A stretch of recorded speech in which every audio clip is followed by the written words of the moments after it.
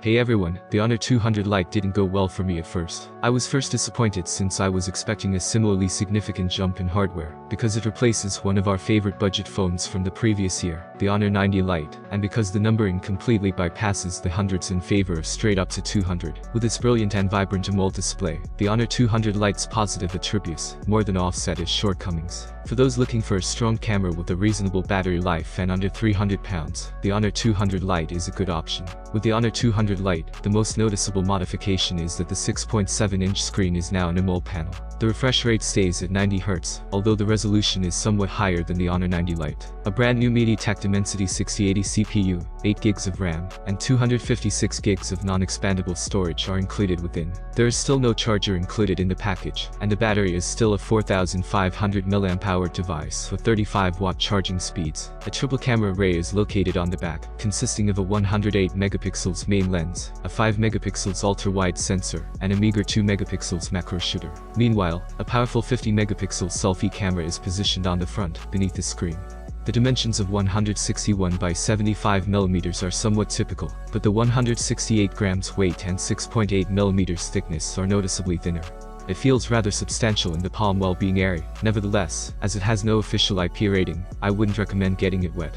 Although there isn't a microSD card or 3.5mm jack, there is a fingerprint scanner on the power button on the right edge, and the selfie camera provides face unlocking capabilities. This function, which is similar to Apple's Dynamic Island, displays notifications around the selfie camera, so you can use other phone apps, and monitor timers or skip songs on Spotify. In terms of gaming, it's a similar story. While the GPU theoretically manages to squeeze out an extra frame in both on-screen and off-screen areas, it still lags behind the competition.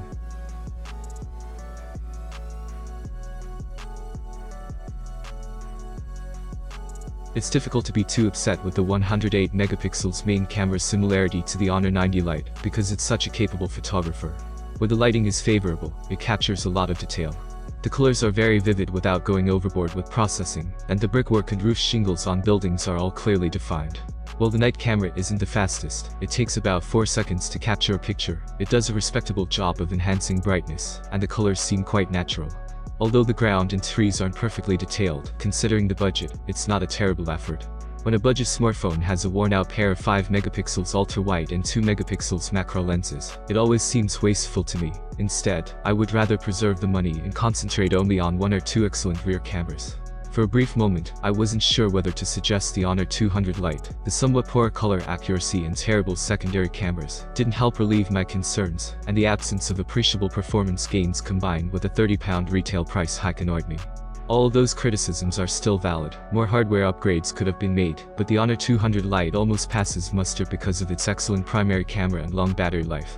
Although the Honor 200 Lite's vivid AMOLED display and lightweight appearance are certainly worth the price of entry, it's the device's endurance and photographic capabilities that finally win it our recommendation.